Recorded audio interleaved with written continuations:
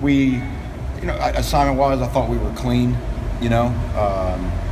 Thought the guys up front played well. We're honestly, we have run our course through training camp. We need to go play a game. We're just at that point where we just got to go play somebody. You reach a point where you make practice mistakes and then you get them corrected. And you need the game. You need the game accountability to really make that next jump. And so I like where we're at. I like the attitude of our guys. We're ready to go play somebody. As far as do you have a rotation at this point? You start to see how that's going to shake out. Who might get on the field, that kind of thing. Right now, we intend to play all of them. Yeah, and the amount of snaps and things like that might depend on situations throughout the course of the game. But right now, it's let the doors out and let them go. So. How about at safety? Who in particular has impressed you? I think there is a continuation from the spring. I think there's a gap. I think Rob Knowles has really come on, like I've been mentioning. And I think with him and Redwine and Jaquan, I think they've jumped their noses out in front.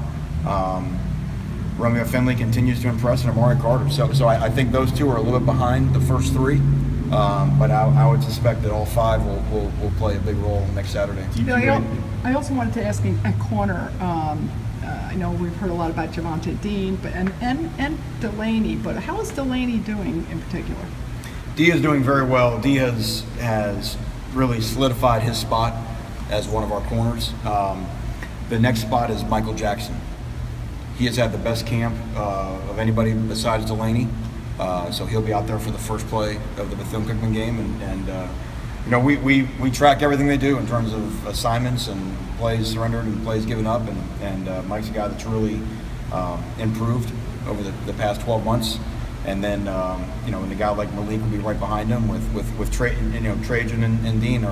It's a lot like safety. It's whoever's in the first play doesn't necessarily mean that they're not all coming.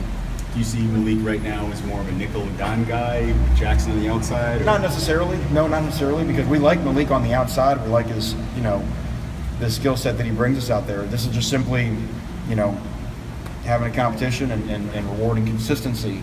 A guy that when we talk about greatness as being consistently good, the guy that brought it at a consistent level every day. To get back to him, I just wanted to ask about Dean. I know we talked about Delaney. He's had his moments, I know, but there are still some things we're working on. How has he just kind of done the last couple of weeks going into, obviously now? He's getting better. I told him that there's a curve that almost all guys follow when they come in. They're new. The first week they play really well. The second week it's probably as bad as it can get, because what happens is we actually start coaching them. So we make them worse. Because we're making them better, but they have a lot more to think about, right? And then the more you start thinking about, the worse you play. You start second guessing yourself. You start playing slow, and then finally you fight your way through that.